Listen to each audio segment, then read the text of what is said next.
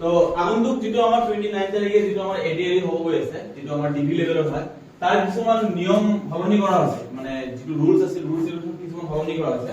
এই ৰুলছ কি সলনি কৰা হৈছে আমি ইয়াতে চাওঁ। প্ৰথমে কৈছে আমাৰ ইয়াতে কৈছে যে প্ৰথমে ইয়াতে কি কৈছে যে পৰীক্ষাৰ শেষত পৰীক্ষাৰ্থী কি ল'ব, প্ৰশ্নকাকত লৈ যাব দিয়া হ'ব। লাষ্ট পৰীক্ষাটোত আমাক প্ৰশ্নকাকত লৈ যাব দিয়া হোৱা নাছিল, কিন্তু এইবাৰ কি কৈছে পৰীক্ষাৰ শেষত কি হ'ব, প্ৰশ্নকাকত আমাক লৈ যাব দিব। ইয়াতে কি কৈছে পৰীক্ষাৰ শেষত এইবাৰ আৰু এটা নতুন ইনষ্ট্ৰাকচন দিছে, কি কৈছে পৰীক্ষাৰ সময় শেষ হোৱাৰ পিছত অতিৰিক্ত 5 মিনিট ৰ'ব লাগিব। পৰীক্ষা হলতে আমাৰ 5 মিনিট অতিৰিক্ত 5 মিনিট মানে তাতে থাকিব লাগিব। আমি পৰীক্ষা শেষ হোৱাৰ লগত বহি জমা দিয়াৰ পিছত লগে লগে আমি ওলাই আহিব নোৱাৰিম। অতিৰিক্ত 5 মিনিট আমাক পৰীক্ষা হলত থাকিব লাগিব।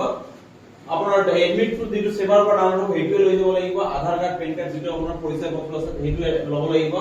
তাৰ পিছত ইয়াতে কিছু পিডব্লিউডি প্ৰমাণ পত্ৰ যিবোৰ মানে শাৰীৰিকভাৱে সক্ষম থাকে, ঠিক আছে, বিশেষভাৱে সক্ষম পৰীক্ষাৰ্থী আছে, ইহঁতক কি হৈছে প্ৰমাণ পত্ৰ নিব পাৰে, ল'ব লাগিব। যেটো ইহঁতৰ প্ৰমাণ পত্ৰ থাকে যে ই শাৰীৰিকভাৱে বা কি কয় এইটো আমাৰ বিশেষভাৱে সক্ষম, তাৰ মানে পিডব্লিউডি যেটো প্ৰমাণ পত্ৰ আছে সেইটো লৈ যাব লাগিব। তাৰ পিছত ইয়াতে কি হৈছে আমাৰ লাষ্ট প্ৰশ্ন লাষ্ট এক্সামত কিন্তু আমাক পানীৰ বটল লৈ যাব দিয়া হোৱা নাছিল।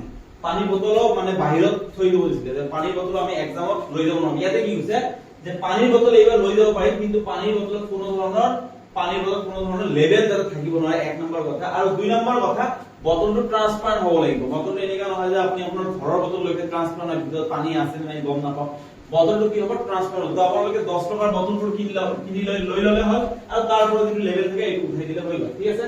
তাৰপিছত দ্ৰুত তালাচী, মানে দ্ৰুত তালাচী হ'বৰ কাৰণে যাতে আপোনাক সোনকালে ফ্ৰিস্কিংৰ কাৰণে যাতে বেছি টাইম নালাগে, সেইটোৰ কাৰণে কি কৈছে ইয়াতে জোতাৰ সলনি আপোনালোকে চেণ্ডেল পৰিধান কৰিব, আৰু পাৰিলে হাফ টি চাৰ্ট পৰিধান কৰিব, ঠিক আছে।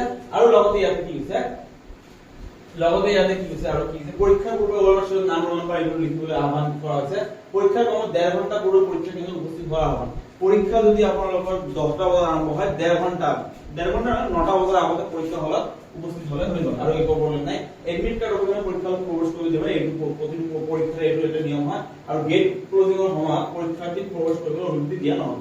গেট ক্লোজ হোৱাৰ পিছত আপুনি যিমানে ৰিকুৱেষ্ট কৰক যে স্যাৰ মোৰ হাতে লেট হৈ গ'ল, আপোনাক সোমাব নিদিয়ে। তো আপোনালোকে এইটো মনত ৰাখিব যাতে এই ধৰণৰ ভুলটো আপোনালোকে নকৰে। পাৰিলে 1 ঘণ্টা নহয় 1.5 ঘণ্টা আগতে এক্সাম হলত যাওক, কাৰণ পৰীক্ষাটো বহুত বেছি ইম্পৰ্টেন্ট হয়। তো এইবোৰ আপোনালোকে মন কৰিব। এইবাৰ পানী বটল লৈ যাব দিয়া হ'ব। আৰু এটা কৈছে এইবাৰ এটা ভাল কাম কৰিছে কি অসম চৰকাৰে, প্ৰশ্ন কাকত আপোনাক লৈ যাব দিব। এই লাষ্ট টাইম আমাক প্ৰশ্ন কাকত লৈ যাব দিয়া নাছিলে, পৰীক্ষা হলতে প্ৰশ্ন কাকত আমাক থৈ আহিব লাগিব।